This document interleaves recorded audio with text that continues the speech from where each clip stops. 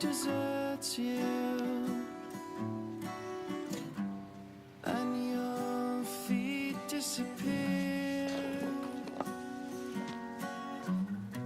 You'll find some old shoes,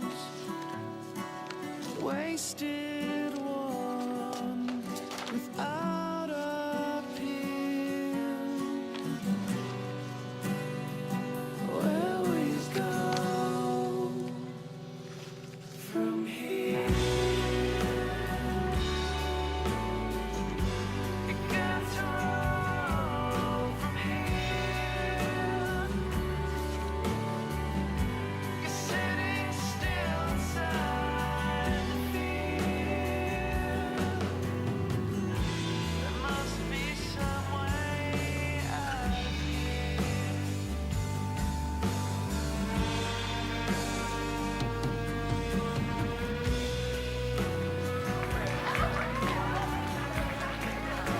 Our mind literally creates our body. So it all starts in the cell. The cell is a protein-producing machine, but it gets its signal from the brain. One of the things about receptors is they change in their sensitivity. If a given receptor for a given drug or internal juice is being bombarded for a long time at a high intensity, it will literally shrink up. There will be less of them, or it will be hooked up in such a way that it is desensitized or downregulated. So the same amount of drug or internal juice will elicit a much smaller response.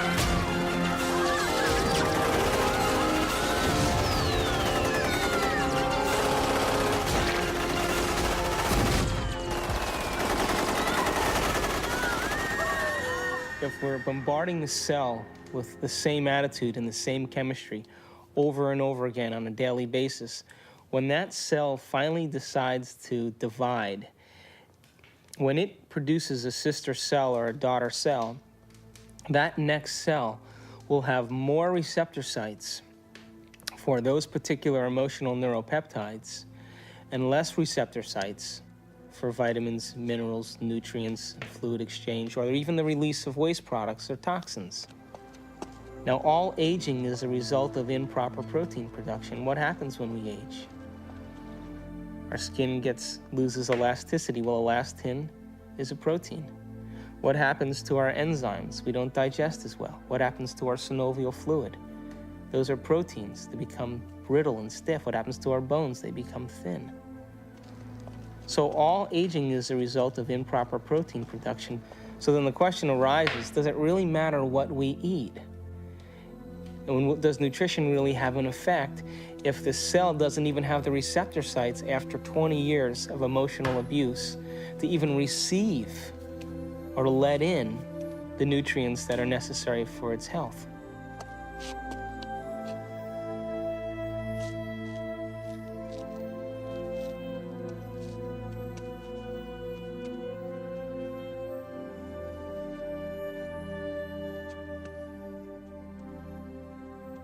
Okay, guys, it's time for a course correction on our trajectory along the path of our adventure. And that course correction is the movement to a new paradigm, just an expansion of the old, just as the universe is larger than we thought it was in our modeling. And it's always larger than we think it is.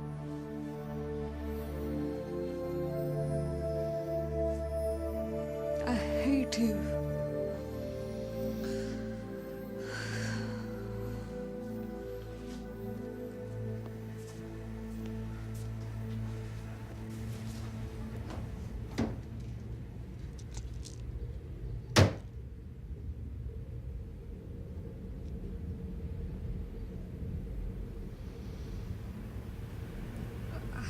hate you.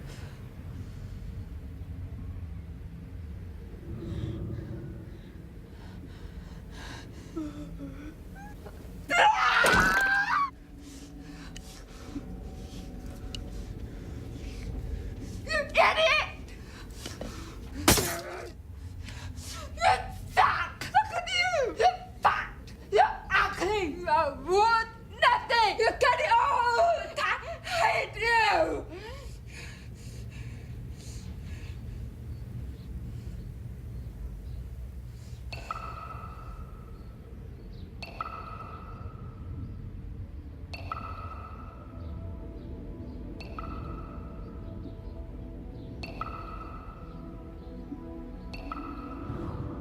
It makes you wonder, doesn't it? If thoughts can do that to water, imagine what our thoughts can do to us.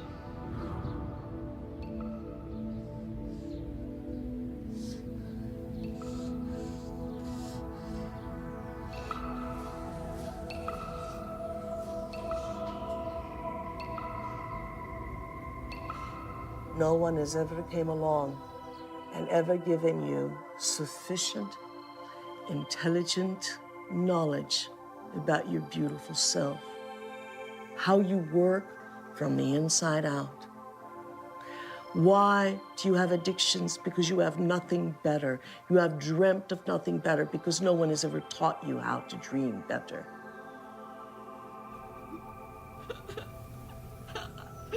Do I think that you are bad? I don't think you're bad. Do I think you're good? I don't think you're good either. I think you're God.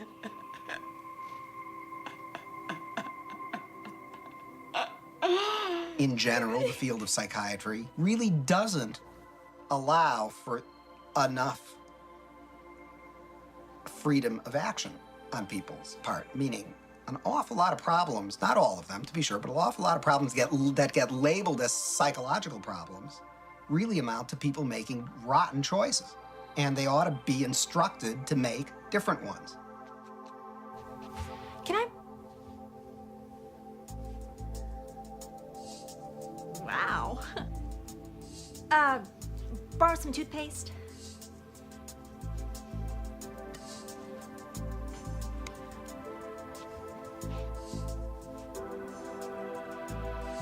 Thanks.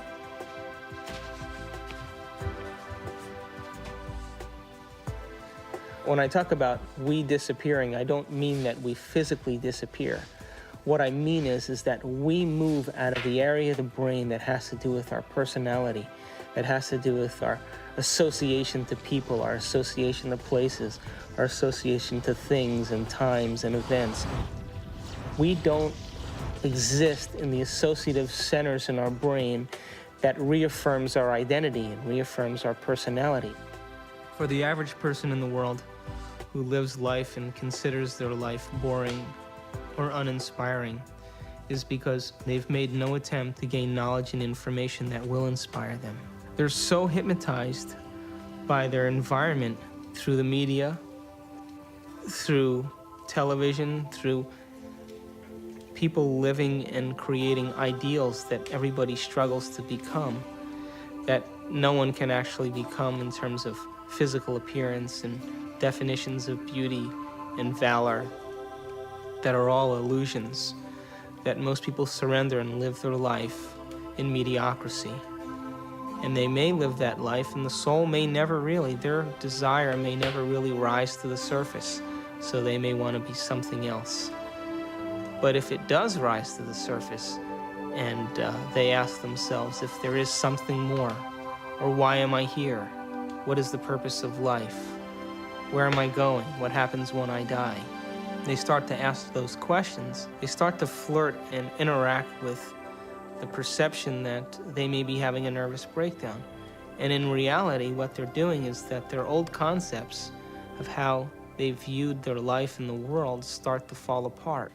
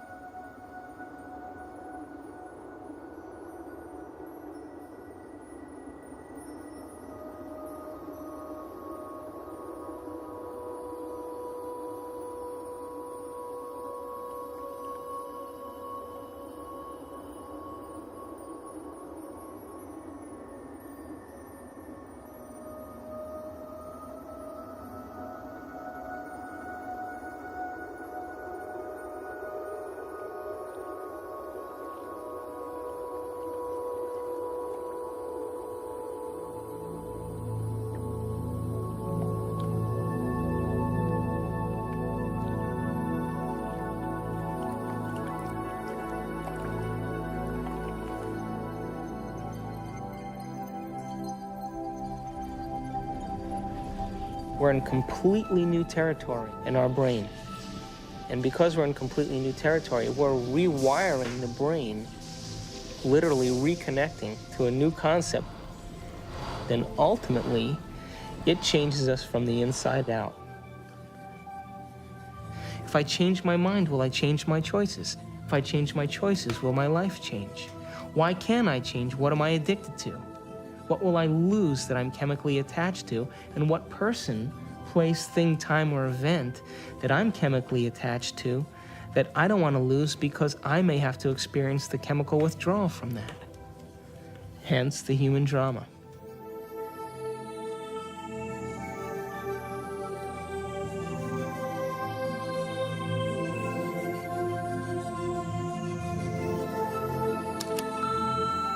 Amanda, it's Bob, and I'm just calling to say I hope that you can come tonight. I really want to see you. I really want to talk to you.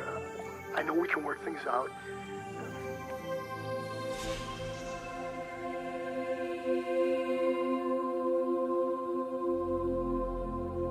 It's the only planet in the Milky Way that has habitation that is steeped in enormous subjugation of religion. You know why that is? Is because people have set up right and wrong. If I do this, I'm going to get punished by God. If I do the other thing, I'm going to get rewarded. This is a really poor description that tries to map out a path in life for us to follow, but with deplorable results, because there really is no such thing as good or bad. We're judging things far too superficially that way. Does that mean you're in favor of sin and licentiousness and depravity? No. It simply means that you need to improve your expression and understanding of what you're dealing with here. There are things that I do, and I know they'll evolve me. There are other things that will not evolve me. But it's not good or bad. And there's no God waiting to punish you because you did one or the other. There is no God condemning people. Everyone is God's. At the same time, God is the sort of placeholder name for those parts of our experience of the world which are somehow transcendent, somehow sublime. I have